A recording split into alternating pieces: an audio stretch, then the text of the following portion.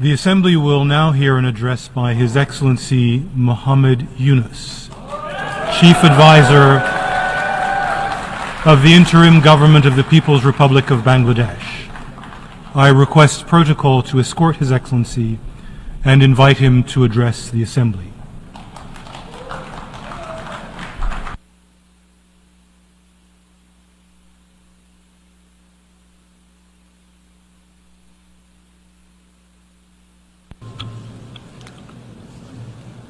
বিসমিল্লাহির রহমানির রহিম। মাননীয় সভাপতি, জাতিসংঘের সাধারণ পরিষদের সভাপতি নির্বাচিত হওয়ায় প্রথমেই আপনাকে আন্তরিক অভিনন্দন জানাচ্ছি। আমি আশ্বস্ত করছি যে আপনার এই দায়িত্ব পালনকালে বাংলাদেশ প্রতিনিধি দল আপনাকে পূর্ণাঙ্গ সহযোগিতা প্রদান করবে। জাতিসংঘের ম্যান্ডেটকে সমুন্নত রেখে বৈশ্বিক সংকট সমূহ নিরসনে মহাসচিব অ্যান্টোনিও গুতারেসের দৃঢ় প্রতিজ্ঞ সাফল্যমণ্ডিত নেতৃত্বের জন্য তাকেও জানাই আন্তরিক সাধুবাদ। সামিট অব দ্য ফিউচার আয়োজনে আমি মহাসচিবের দূরদর্শী ভূমিকার বিশেষ প্রশংসা করছি। সম্মেলনে যে pact for the future and declaration on future generations সর্বসম্মতভাবে গৃহীত হয়েছে, তা এজেন্ডা 2030 পরবর্তী বৈশ্বিক উন্নয়ন কর্মপন্থা নির্ধারণে বিশেষ সহায়ক হবে বলে আমি মনে করি। বাংলাদেশ বিশ্বাস করে যে এই সম্মেলনের অর্জন বৈশ্বিক সমৃদ্ধি অর্জনের জন্য আমাদের সবার অভিপ্রায় ও সহযোগিতা কাঠামো প্রণয়নে দিক নির্দেশক হিসেবে কাজ করবে। এই জুলাই আগস্ট মাসে বাংলাদেশে যে যুগান্তকারী পরিবর্তন সংগঠিত হয়েছে তার প্রেক্ষিতেই আজ আমি বিশ্ব সম্প্রদায়ের এই মহান সংসদে উপস্থিত হতে পেরেছি। আমাদের গণমানুষের, বিশেষ করে তরুণ সমাজের অফুরন্ত শক্তি আমাদের বিদ্যমান রাষ্ট্র কাঠামো ও প্রাতিষ্ঠানিক আয়োজনগুলো আমূল রূপান্তরের এক নতুন সম্ভাবনার দ্বার উন্মোচন করেছে। আমাদের ছাত্র ও যুব সমাজের আন্দোলন প্রথম দিকে মূলত ছিল বৈষম্য বিরোধী আন্দোলন, পর্যায়ক্রমে তা গণ আন্দোলনের রূপ নিয়েছে। এরপর সারা পৃথিবী অবাক বিস্ময়ে দেখেছে কিভাবে সমগ্র বাংলাদেশের মানুষ একনায়কতন্ত্র, নিপীড়ন, বৈষম্য, অবিচার ও দুর্নীতির বিরুদ্ধে রাজপথ ও সামাজিক যোগাযোগের মাধ্যমে দৃঢ়ভাবে রুখে দাঁড়িয়েছিল। আমাদের ছাত্র জনতা তাদের অদম্য সংকল্প ও প্রত্যয়ের মাধ্যমে একটি স্বৈরাচারী ও অগণতান্ত্রিক শাসন ব্যবস্থা থেকে আমাদের মুক্তি এনে দিয়েছে। তাদের এই সংকল্পের মধ্যেই আমাদের দেশের ভবিষ্যৎ নিহিত।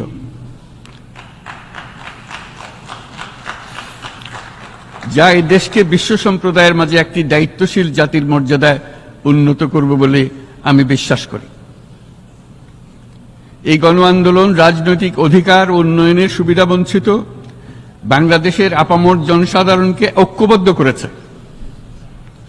বাংলাদেশের মানুষ উন্নয়ন কর্মকাণ্ডকে অন্তর্ভুক্তিমূলক অংশীদারিত্ব রূপে দেখতে চেয়েছিল। আমাদের জনগণ একটা ন্যায্য, অন্তর্ভুক্তিমূলক ও কার্যকর গণতন্ত্রের জন্য লড়াই করেছে, যার জন্য আমাদের নতুন প্রজন্ম জীবন উৎসর্গ করেছে। আমাদের এই তরুণরা যে প্রজ্ঞা, সাহস ও প্রত্যয় দেখিয়েছে তা আমাদের অভিভূত করেছে, সারা বিশ্ববাসীকে অভিভূত করেছে। বন্দুকের গুলি উপেক্ষা করে বুক পেতে দাঁড়িয়ে গিয়েছিল আমাদের এই তরুণরা। অবৈধ রাষ্ট্র ক্ষমতার বিরুদ্ধে প্রবলভাবে সোচ্চার হয়েছিল আমাদের তরুণ তরুণীরা, স্কুল পড়ুয়া কিশোর কিশোরীরা। তারা নিঃসঙ্গ চিত্তে উৎসর্গ করেছিল তাদের জীবন। শত শত মানুষ চিরতরে হারিয়েছে তাদের দৃষ্টিশক্তি। আমাদের মায়েরা, দিনমজুরেরা ও শহরের অগণিত মানুষ তাদের সন্তানদের কাঁধে কাঁধ মিলিয়ে নেমেছিল রাজপথে। তপ্ত রোদ, বৃষ্টি, মৃত্যু ভয়কে তোয়াক্কা না করে তারা সত্য ও ন্যায়সঙ্গত আকাঙ্ক্ষার বিরুদ্ধে দীর্ঘকালব্যাপী রাষ্ট্রযন্ত্রকে পরিচালনা করার অশুভ ষড়যন্ত্রকে পরাভূত করেছিল। জনগণের এই আন্দোলনে আমাদের জানা মতে প্রায় 800-এরও বেশি জীবন আমরা হারিয়েছি স্বৈরাচারী শক্তির হাতে। উদারনীতি, বহুত্ববাদ ও ধর্মনিরপেক্ষতার উপর মানুষের গভীর বিশ্বাস থেকেই বাংলাদেশ রাষ্ট্রের অভ্যুদয় হয়েছিল। 1971 সালে যে মূল্যবোধকে বুকে ধারণ করে আমাদের গণমানুষ যুদ্ধ করেছিল, সেই মূল্যবোধকে বহু বছর পরে আবার জেনারেশন জি, যে প্রজন্ম জি, নতুনভাবে আমাদেরকে দেখতে শিখিয়েছে। এরকমটি আমরা দেখেছিলাম 1952 সালের ভাষা আন্দোলনে, বাংলাকে মাতৃভাষা হিসেবে প্রতিষ্ঠার সময়। বাংলাদেশের এই অভ্যুত্থান আগামী দিনগুলোতে বিশ্বের বিভিন্ন প্রান্তে মানুষকে মুক্তি ও ন্যায় বিচারের পক্ষে দাঁড়াতে প্রেরণা যোগাবে। আমাদের মুক্তি ও গণতান্ত্রিক আকাঙ্ক্ষাকে বাস্তবে রূপ দিতে আমি তাই আজ বিশ্ব সম্প্রদায়কে আমাদের নতুন বাংলাদেশের সঙ্গে সম্পৃক্ত হওয়ার উদাত্ত আহ্বান জানাচ্ছি। মাননীয় সভাপতি, যে রাষ্ট্র কাঠামো দুঃসহ হয়ে গেছে তার পুনর্গঠনের জন্য আমাদের তরুণরা, দেশের আপামর জনসাধারণ একমত হয়ে আমার এবং আমার উপদেষ্টা পরিষদের উপর আস্থা রেখে সরকার পরিচালনার এক মহান দায়িত্ব আমাদের উপর ন্যস্ত করেছে। এই দায়িত্ব গ্রহণের পর আমরা গভীর বিস্ময় ও হতাশার সঙ্গে মুখোমুখিভাবে দেখতে পাচ্ছি কিভাবে সর্বগ্রাসী দুর্নীতি একটি কার্যকর গণতান্ত্রিক ব্যবস্থাকে ধ্বংসস্তূপে পরিণত করেছে, কিভাবে রাষ্ট্রের মূল প্রতিষ্ঠানগুলোকে নির্মমভাবে দলীয়করণের আবর্তে বন্দী করে রাখা হয়েছিল, কিভাবে জনগণের অর্থকে লুটপাট করা হয়েছিল, কিভাবে একটি বিশেষ স্বার্থান্বেষী গোষ্ঠী সমস্ত ব্যবসা বাণিজ্যকে অন্যায়ভাবে নিজেদের হাতে কুক্ষিগত করে দেশের সম্পদ অবাধে বিদেশে পাচার করে দিয়েছে। এক কথায়, কিভাবে প্রত্যেকটি পর্যায়ে ন্যায়, নীতি ও নৈতিকতা অদৃশ্য হয়ে গিয়েছিল। এরকম এক অবস্থার দেশকে পুনর্গঠন এবং জনগণের কাঙ্ক্ষিত রাষ্ট্র ব্যবস্থা প্রতিষ্ঠিত করার জন্য আমাদের উপর দায়িত্ব প্রদান করা হয়েছে। অতীতের ভুলগুলোকে সংশোধন করে একটা প্রতিযোগিতামূলক ও শক্তিশালী অর্থনীতি এবং ন্যায়ভিত্তিক সমাজ ব্যবস্থা গড়ে তোলাই এই মুহূর্তে আমাদের মূল লক্ষ্য। বর্তমান পরিবর্তিত পরিস্থিতিতে সকল রাজনৈতিক দল এখন স্বাধীনভাবে তাদের মতামত প্রকাশ করতে পারছে। যে সব ব্যক্তি বা প্রতিষ্ঠান রাষ্ট্রীয় কাজ ও সিদ্ধান্ত গ্রহণ করার প্রক্রিয়ায় সম্পৃক্ত, তাদের প্রত্যেকের জবাবদিহিতা নিশ্চিত করাই আমাদের অগ্রাধিকার। আমরা মানুষের মৌলিক অধিকারকে সমুন্নত ও সুরক্ষিত রাখতে দৃঢ়প্রতিজ্ঞ। আমাদের দেশের মানুষ মুক্তভাবে কথা বলবে, ভয়ভীতি ছাড়া সমাবেশ করবে, তাদের পছন্দের ব্যক্তিকে ভোট দিয়ে নির্বাচিত করবে, এটাই জাতির আকাঙ্ক্ষা এবং এটাই আমাদের লক্ষ্য। বিচার বিভাগের স্বাধীনতা সংরক্ষণ ও সাইবার ডোমেইন সহ গণমাধ্যমের স্বাধীনতা সুসংহতকরণে আমরা প্রতিজ্ঞাবদ্ধ। আমাদের একজন কৃষক বা একজন শ্রমিকের সন্তানও যেন সমাজের সর্বোচ্চ শিখরে পৌঁছতে পারে, সেই লক্ষ্যে বিশালকার অবকাঠামো নির্মাণের বদলে স্বাস্থ্য ও শিক্ষা খাতে বরাদ্দ বৃদ্ধির আমরা গুরুত্ব আরোপ করছি।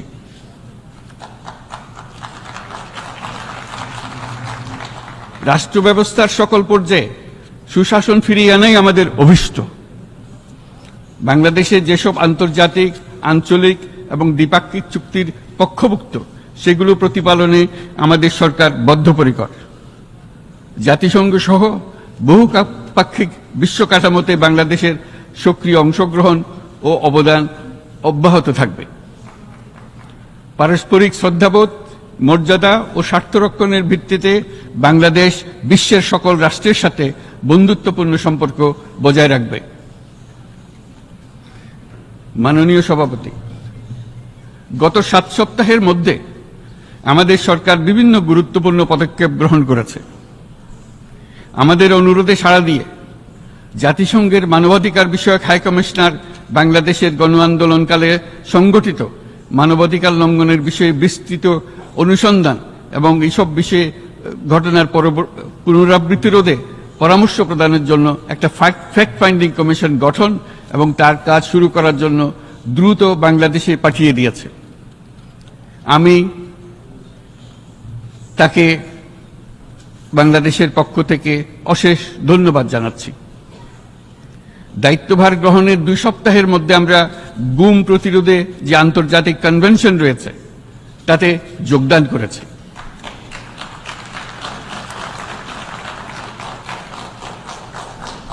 এর আশু বাস্তবায়নের জন্য প্রয়োজনীয় দেশীয় আইন ও বিধি প্রণয়নে আমরা এখন প্রক্রিয়া শুরু করেছি। বাংলাদেশে গত 1.5 দশকে যে সমস্ত গুমের অভিযোগ রয়েছে সেগুলো তদন্ত করার জন্য একটি তদন্ত কমিশন এই মুহূর্তে কর্মরত আছে। মানুষের আস্থা, আত্মবিশ্বাস ফিরিয়ে আনতে এবং নির্মম অতীত যেন আর ফিরে না আসে কোনোদিন, সেই জন্য আমরা কিছু সুনির্দিষ্ট খাতে সংস্কারকে অগ্রাধিকার দিয়েছি। সেই লক্ষ্যে আমরা বিদ্যমান নির্বাচন ব্যবস্থা, সংবিধান, বিচার ব্যবস্থা, জনপ্রশাসন, আইন শৃঙ্খলা ব্যবস্থা সংস্কারের জন্য স্বাধীন কমিশন গঠন করেছি। সংবাদপত্র ও গণমাধ্যমের সংস্কারের জন্যও পৃথক কমিশন সহ আরো কয়েকটি বিশেষ বিষয়ে কমিশন গঠন প্রক্রিয়াধীন রয়েছে।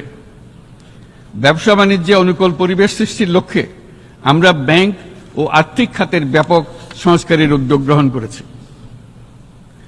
কোনো বিদেশি ব্যবসা বা বিনিয়োগ যেন ক্ষতিগ্রস্ত না হয় তা নিশ্চিত করতে আমরা বদ্ধপরিকর। এইসব সংস্কার যেন টেকসই হয়, দীর্ঘমেয়াদে নিশ্চিত করতে এবং অবাধ ও নিরপেক্ষ অংশগ্রহণমূলক নির্বাচনের জন্য উপযোগী পরিবেশ সৃষ্টি করতে আমরা কাজ করে যাচ্ছি। গণতন্ত্র, আইনের শাসন, সমতা, সমৃদ্ধি অর্জনের মাধ্যমে একটি ন্যায়ভিত্তিক সমাজ হিসেবে আত্মপ্রকাশের অভিপ্রায় বাস্তবায়নে আমি বাংলাদেশের প্রতি আন্তর্জাতিক সম্প্রদায়ের সমর্থন ও গভীরতর সম্পর্ক গঠন করার জন্য আহ্বান জানাচ্ছি।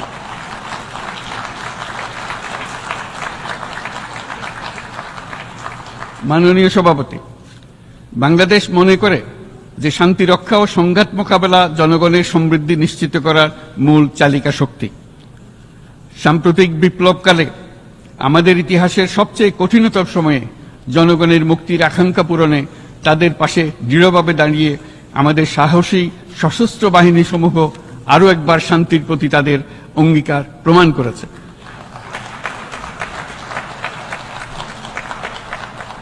এটা সম্ভব হয়েছে শান্তি রক্ষায় আমাদের অঙ্গীকারের কেন্দ্রবিন্দুতে মানবাধিকারকে স্থান দেওয়ার ফলে।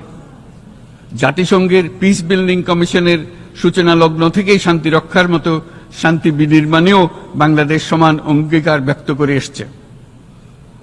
আমাদের দিনগুলোতে আমরা জাতিসংঘের শান্তি রক্ষা কার্যক্রমে আমাদের মূল্যবোধ ভিত্তিক অবদানের ধারাবাহিকতা রক্ষা, সমুন্নত ও প্রসারিত করতে বদ্ধপরিকর।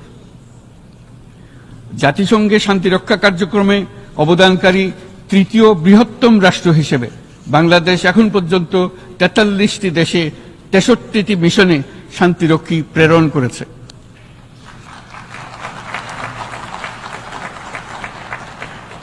বসনিয়া থেকে শুরু করে কঙ্গো পর্যন্ত বিশ্বের বিভিন্ন প্রান্তে এসব মিশনে দায়িত্ব পালনকালে 168 জন বাংলাদেশি শান্তিরক্ষী নিজেদের জীবন বিসর্জন দিয়েছে। আমরা আশা করি যে কোনো অবস্থায় নানা প্রতিকূলতা সত্ত্বেও জাতিসংঘের ভবিষ্যৎ শান্তিরক্ষী কার্যক্রমগুলোতে বাংলাদেশের প্রতিরক্ষা বাহিনীর সদস্যরা একইভাবে অবদান রাখার সুযোগ পাবে।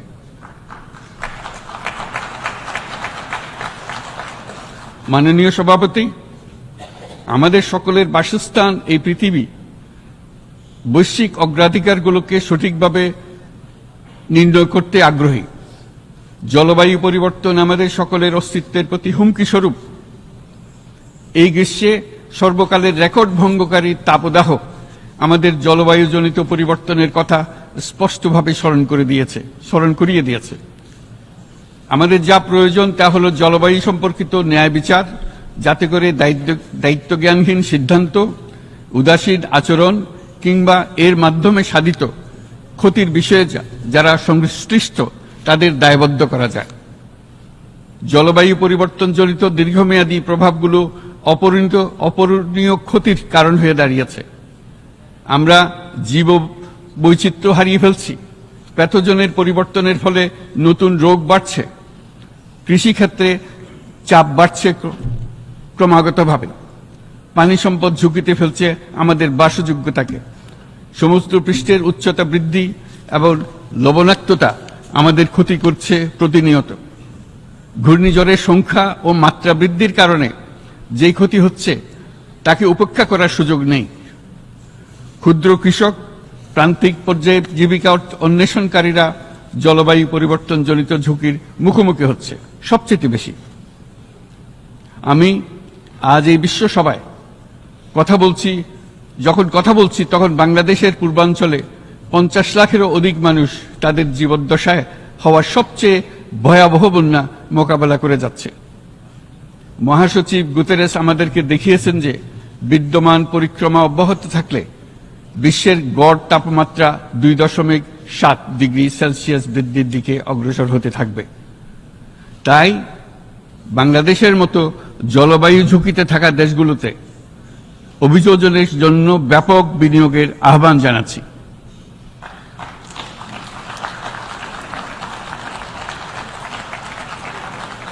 এছাড়াও উদ্ভাবনী শক্তির প্রয়োগ, অতিরিক্ত অর্থায়নের মাধ্যমে লস এন্ড ড্যামেজ ফান্ডকে কার্যকর করা আমাদের জন্য অত্যন্ত গুরুত্বপূর্ণ। একইভাবে আমাদের প্রয়োজন প্রযুক্তির সহজলভ্যতা, সক্ষমতা বৃদ্ধি। নির্দিষ্ট করে বললে আমাদের দরকার জীবন রক্ষাকারী প্রযুক্তি, বিশেষত কৃষি, পানি এবং জনস্বাস্থ্য খাতে, যেখানে ক্ষুদ্র ক্ষুদ্র উদ্ভাবন এবং সমাধানসমূহ ঝুঁকিতে থাকা জনগোষ্ঠীকে রক্ষা করতে পারে। জলবায়ু সংকটের মোকাবেলা এবং বৈশ্বিক অর্থনীতি সুসংহতকরণে আমাদের যুগপৎভাবে কাজ করতে হবে। বিশ্ব সম্প্রদায় এখন কার্বন মুক্ত পৃথিবী গড়ে তুলতে মনোযোগী হচ্ছে। বিশ্বের অধিকাংশ মানুষকে এই ধরনের পরিবর্তনের সুফলভোগী করতে হলে নেট জিরো পৃথিবীর দিকে আমাদেরকে অগ্রসর হতে হবে। বাংলাদেশের মতো দেশগুলোকে সাথে নিয়ে যেতে হবে। তা না হলে পারস্পরিক দায়িত্ববোধের মাধ্যমে পারস্পরিক সমৃদ্ধি অর্জনে আমাদের সার্বজনীন অঙ্গীকার পূরণে পিছিয়ে পড়ব আমরা। এই ক্ষেত্রে আমি বিশ্বাস করি সমগ্র বিশ্ব একসাথে 3-0 লক্ষ্য অর্জনের ধারণা বিবেচনা করে দেখতে পারে, যার মাধ্যমে আমরা শূন্য দারিদ্র্য, শূন্য বেকারত্ব এবং শূন্য নেট কার্বন নিঃসরণ অর্জন করতে পারি। যেখানে পৃথিবীর প্রতিটি তরুণ তরুণী চাকরি প্রার্থী না হয়ে বরং উদ্যোক্তা হিসেবে নিজেকে প্রতিষ্ঠিত করার সুযোগ পাবে। তারা যেন এই সম্পদের সীমাবদ্ধতা সত্ত্বেও নিজ নিজ সৃজনশীলতার বিকাশ করতে পারে, যেখানে একটি ব্যবসায়িক উদ্যোগ সামাজিক সুফল, অর্থনৈতিক মুনাফা এবং প্রকৃতির প্রতি দায়িত্বশীলতার মধ্যে একটি চমৎকার ভারসাম্য আনতে পারে, যেখানে সামাজিক ব্যবসার মাধ্যমে যে কোনো ব্যক্তি ভোগবাদী জীবনধারা থেকে উত্তরণ করে সামাজিক ও অর্থনৈতিক পরিবর্তনের সৃজনশীল শক্তি হিসেবে নিজেকে প্রতিষ্ঠিত করতে পারে।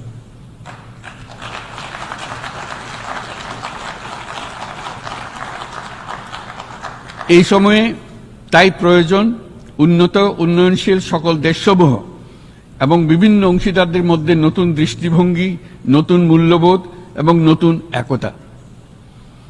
সামগ্রিকভাবে এই লক্ষ্য অর্জনে জাতিসংঘ ব্যবস্থা, জাতীয় আঞ্চলিক পর্যায়ে সরকারসমূহ, সকল ব্যবসা প্রতিষ্ঠান, বেসরকারি অংশীজন এবং দাতব্য সংস্থাগুলোকে একসঙ্গে কাজ করতে হবে। আমাদের অর্থনৈতিক কাঠামোতে সামাজিক ব্যবসাকে স্থান দিলেই নিচের অর্ধেকাংশ মানুষের জীবনে তা বিরাট পরিবর্তন আনতে পারে।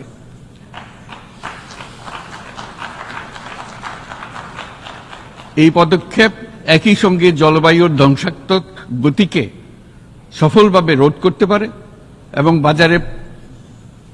বাজার ব্যবস্থার মাধ্যমেই এই মীমাংসা হতে পারে। এ বিষয়ে আমি মহাসচিব গুতেরেসের বিশেষ দৃষ্টি আকর্ষণ করছি। মাননীয় সভাপতি, বহুমুখী সংকটে জর্জরিত বর্তমান বিশ্বে যুদ্ধ এবং সংঘাতের ফলে ব্যাপক ভিত্তিতে মানুষের অধিকার খর্ব হচ্ছে। বিশ্ববাসীর উদ্বেগ এবং নিন্দা সত্ত্বেও গাজায় গণহত্যা থামছে না।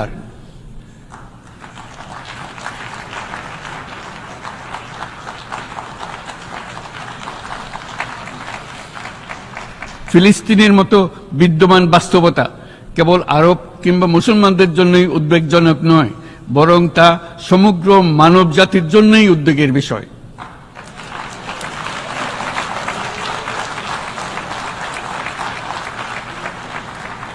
একজন মানুষ হিসেবে প্রত্যেক ফিলিস্তিনির জীবন অমূল্য।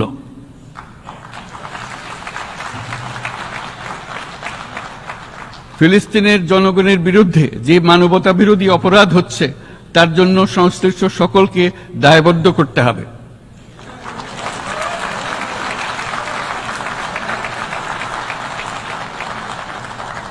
ফিলিস্তিনের জনগণের উপর চলমান নৃশংসতা, বিশেষত নারী এবং শিশুদের সাথে প্রতিনিয়ত যে নিষ্ঠুরতা বিশ্ব দেখাচ্ছে, তা থেকে নিস্তারের জন্য বাংলাদেশ অনতিবিলম্বে সম্পূর্ণ যুদ্ধবিরতির আহ্বান জানাচ্ছে।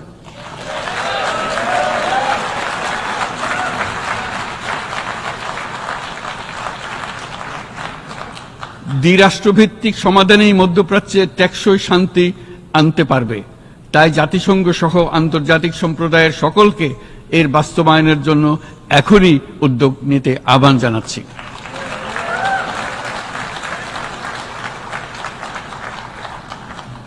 গত 2.5 বছর ধরে ইউক্রেনে চলমান যুদ্ধে বহু মানুষ প্রাণ হারিয়েছে। এই যুদ্ধের প্রভাব সর্বব্যাপী, এমনকি বাংলাদেশের অর্থনীতিতেও এর নেতিবাচক প্রভাব আমরা অনুভব করছি। আমরা তাই উভয় পক্ষকে সংলাপে বসে বিরোধ নিরসনের মাধ্যমে যুদ্ধের অবসান ঘটানোর আহ্বান জানাচ্ছি। মাননীয় সভাপতি, বাংলাদেশ গত 7 বছর যাবৎ মায়ানমার হতে আগত 12 লাখেরও বেশি রোহিঙ্গাদের মানবিক কারণে আশ্রয় দিয়ে আসছে। এর ফলে আমরা বিরাট সামাজিক, অর্থনৈতিক, পরিবেশগত ক্ষতির সম্মুখীন হচ্ছি। মায়ানমারের অভ্যন্তরীণ সমস্যা থেকে সৃষ্ট এই সংকট বাংলাদেশ ও আমাদের অঞ্চলের জন্য প্রথাগত ও অপ্রথাগত উভয় ধরনের নিরাপত্তা ঝুঁকির কারণ হয়ে দাঁড়িয়েছে। মায়ানমার থেকে বাংলাদেশে বলপূর্বক বাস্তুচ্যুত রোহিঙ্গাদের সহায়তা করতে আমরা অঙ্গীকারবদ্ধ। আমরা রোহিঙ্গাদের জন্য মানবিক সহায়তা কার্যক্রম চালু রাখা এবং তাদের টেকসই প্রত্যাবর্তন নিশ্চিত করার উদ্দেশ্যে আন্তর্জাতিক সম্প্রদায়ের পর্যাপ্ত সহায়তা অব্যাহত রাখার আহ্বান জানাচ্ছি। রোহিঙ্গাদের সাথে সংগঠিত হওয়া ব্যাপক ভিত্তিক মানবাধিকার লঙ্ঘনের জন্য আন্তর্জাতিক বিচার আদালত এবং আন্তর্জাতিক অপরাধ আদালতে চলমান বিচার প্রক্রিয়ার মাধ্যমে ন্যায় বিচার নিশ্চিত করাও সমানভাবে গুরুত্বপূর্ণ।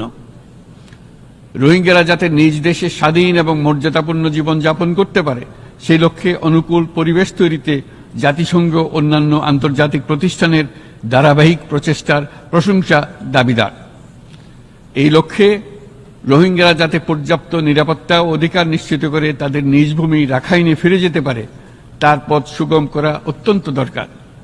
মায়ানমারে প্রতিনিয়ত পরিবর্তনশীল অবস্থা বিবেচনায় রেখে বাংলাদেশ আন্তর্জাতিক সম্প্রদায়ের সাথে একযোগে রোহিঙ্গাদের নিজ দেশে মর্যাদাপূর্ণ টেকসই প্রত্যাবর্তনের জন্য পরিবেশ সৃষ্টিতে কাজ করতে প্রস্তুত।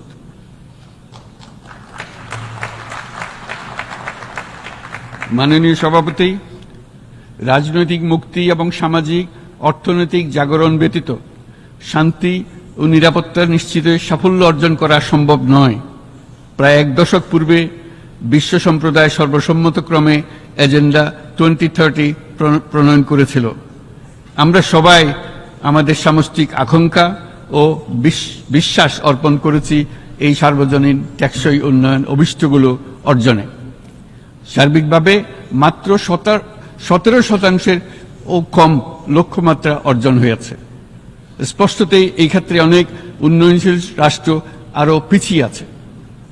উন্নয়নশীল দেশগুলোকে এসডিজি অর্থায়নের বছরে প্রায় 2.5 থেকে 4 ট্রিলিয়ন মার্কিন ডলারের সমান ঘাটতি মোকাবেলা করতে হচ্ছে। উন্নয়নশীল বিশ্বের ঋণের বোঝা, ক্ষয়িষ্ণু আর্থিক সক্ষমতা এবং জলবায়ু পরিবর্তনের ক্ষতিকর প্রভাবের কারণে বাংলাদেশের মতো দেশগুলিতে বেশি ঝুঁকিতে রয়েছে।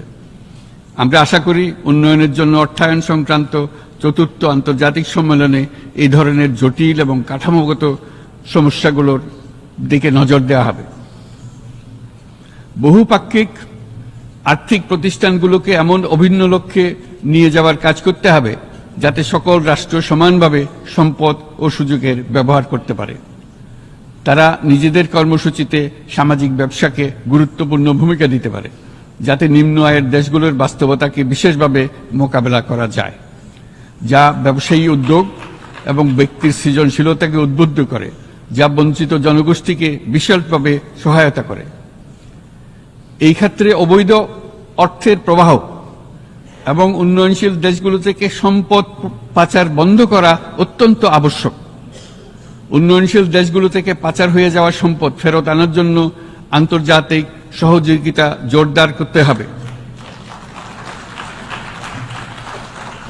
আমরা আশা করি কর ফাঁকি রোধে আন্তর্জাতিক কর কনভেনশন অতি শীঘ্রই গৃহীত হবে। মাননীয় সভাপতি, আমরা যে নিবিড়ভাবে সংযুক্ত বিশ্বে বসবাস করছি, সেখানে অভিবাসন এবং মানুষের অবাধ প্রবাহ এক অলঙ্ঘনীয় বাস্তবতা। বাংলাদেশি নাগরিকরা প্রতিনিয়ত বিভিন্ন দেশে অভিবাসী হিসেবে যাচ্ছেন। তারা বিভিন্ন দেশে তাদের কর্মসংস্থানের সন্ধানে আছেন। বিশ্বের বিভিন্ন প্রান্তে এই মুহূর্তে প্রায় 1.5 কোটি প্রবাসী বাংলাদেশি আছেন। সকলের জন্য অভিবাসনের উপযোগিতা নিশ্চিত করতে বিশ্ব সমাজকে নিরাপদ, সুশৃঙ্খল এবং নিয়মিত মর্যাদাপূর্ণ অভিবাসনের পথ সুগম করতে হবে। আন্তর্জাতিক সম্প্রদায়কে অভিবাসীদের মানবাধিকার এবং তাদের প্রতি মানবিক আচরণ নিশ্চিত করতে হবে। অভিবাসনের উপর 2018 সালে যে গ্লোবাল কম্প্যাক্ট অন মাইগ্রেশন গৃহীত হয়েছে, তার পূর্ণ বাস্তবায়নে বাংলাদেশ প্রতিশ্রুতিবদ্ধ এবং একই সাথে অনিরাপদ অভিবাসন রোধেও আমরা বদ্ধপরিকর। মাননীয় সভাপতি, প্রতি বছর প্রায় 25 লক্ষ তরুণ তরুণী বাংলাদেশের শ্রমবাজারে যুক্ত হচ্ছেন। বাংলাদেশের বিপুল জনশক্তির প্রায় 2/3 তরুণ।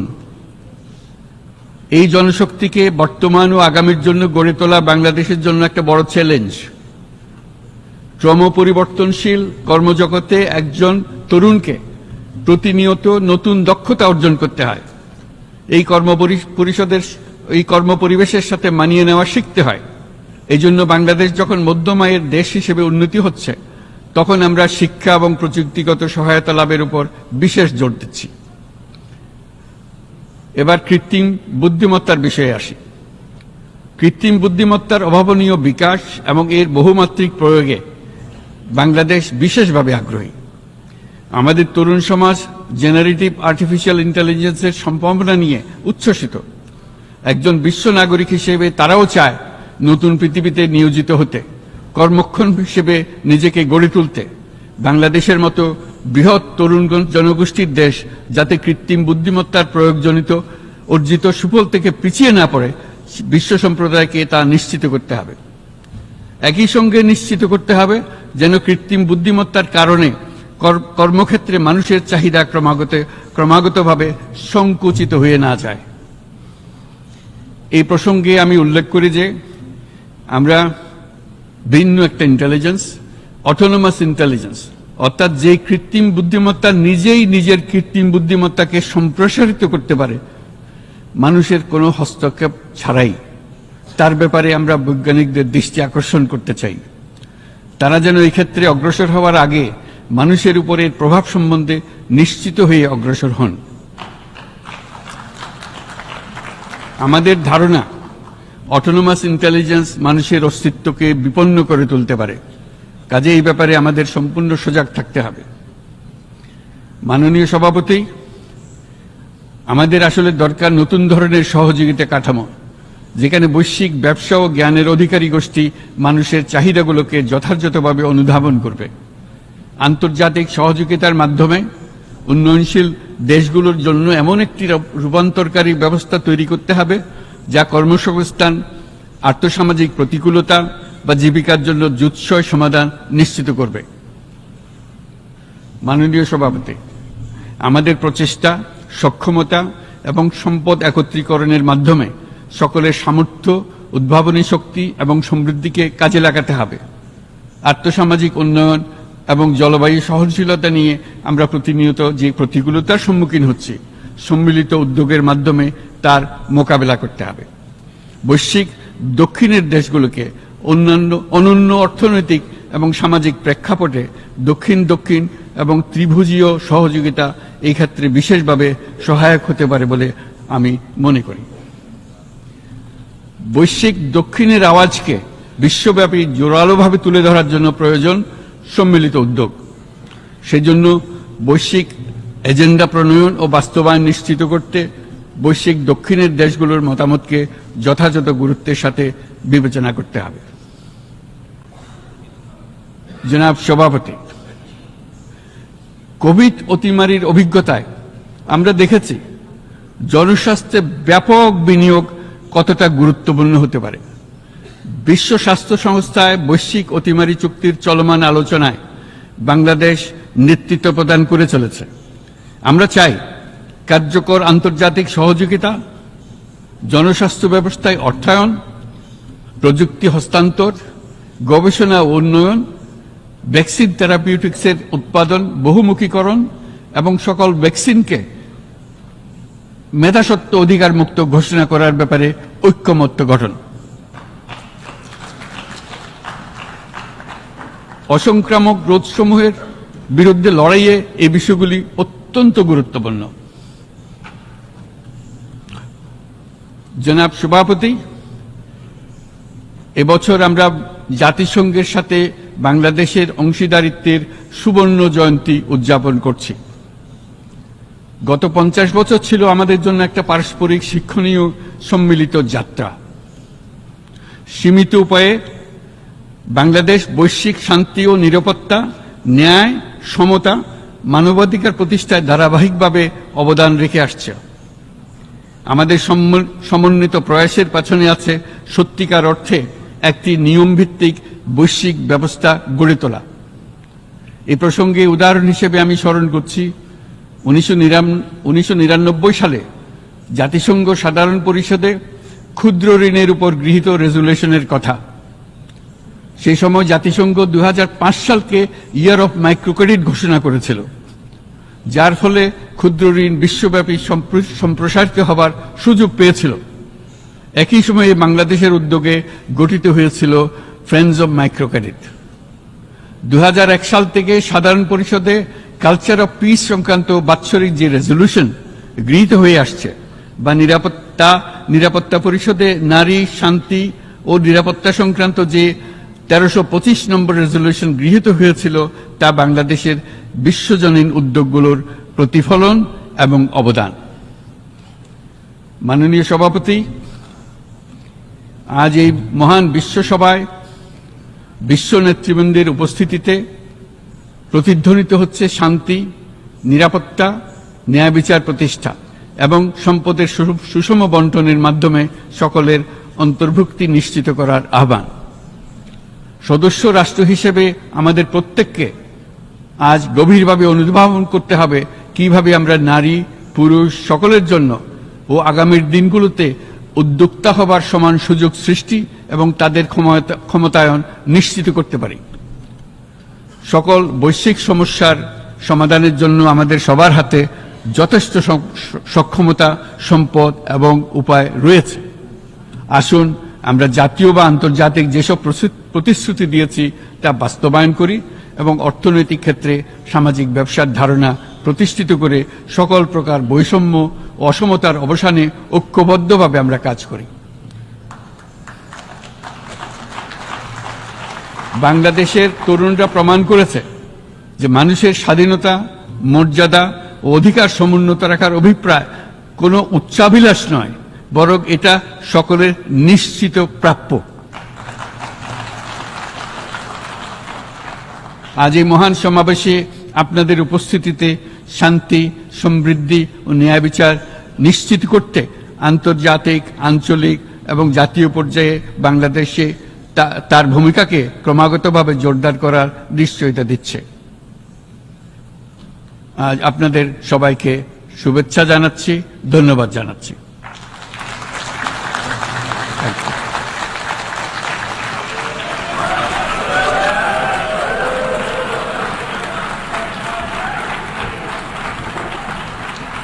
On behalf of the Assembly, I wish to thank the Chief Advisor of the Interim Government of the People's Republic of Bangladesh.